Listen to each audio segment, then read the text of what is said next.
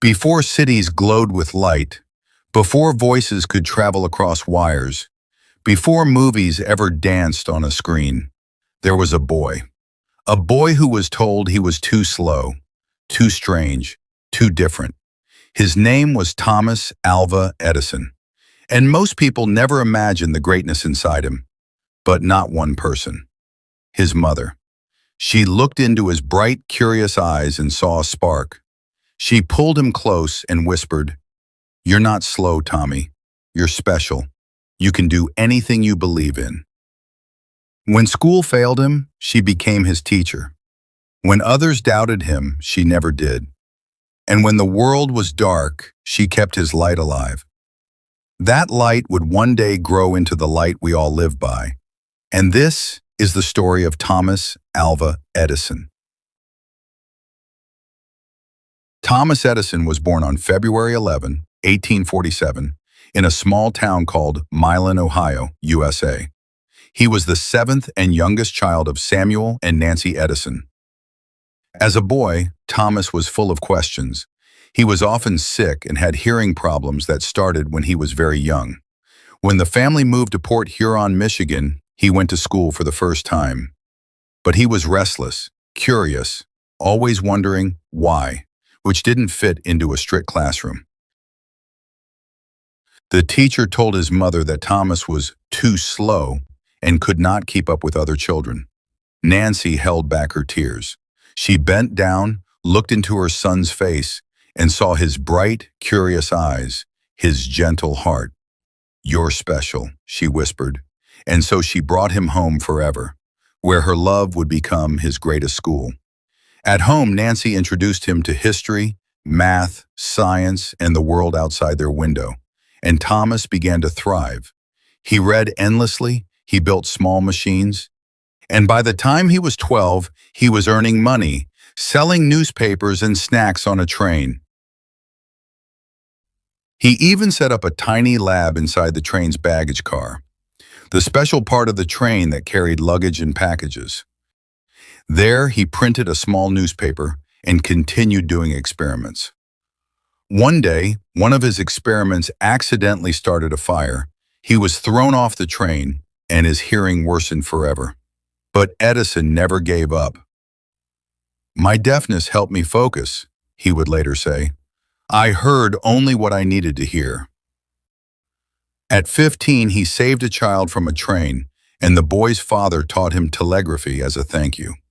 That skill would take him across the country and inspire his first inventions.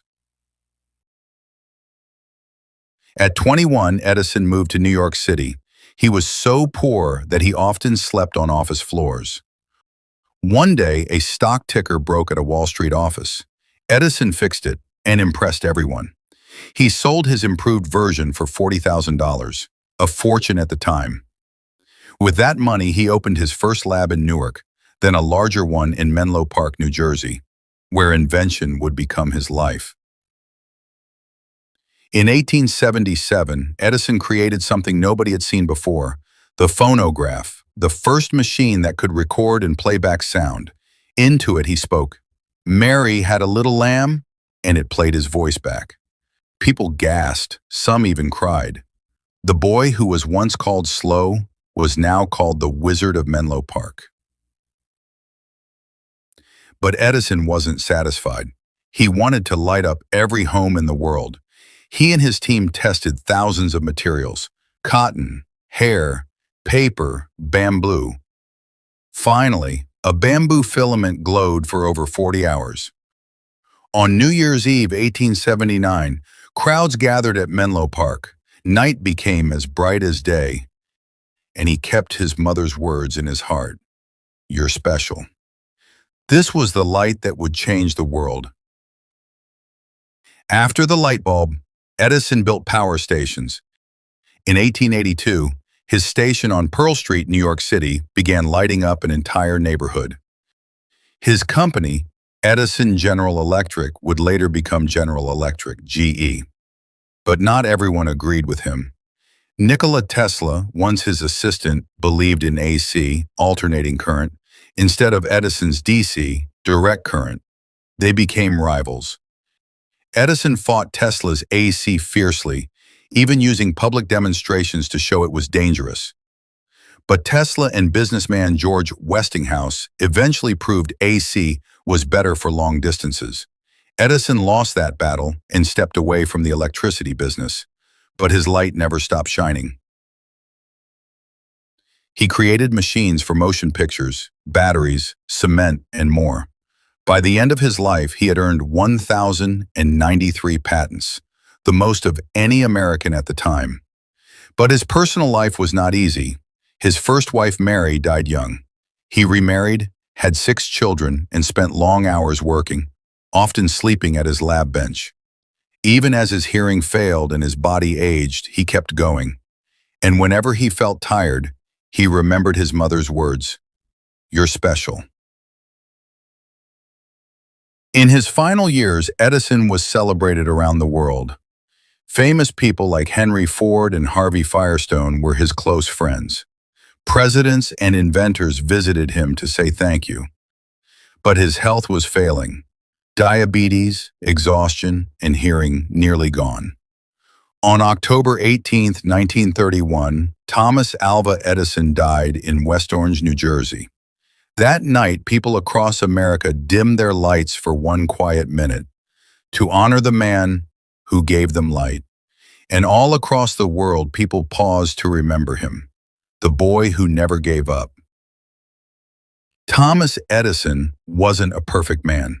He failed often. He fought hard. He made mistakes, but he never stopped trying. And that is what he gave to all of us: hope, courage, and the belief that failure is never the end. Whenever we switch on a light, or listen to a recording, or watch a movie flicker on a screen, we remember him. And we remember the words that started it all: "You're special."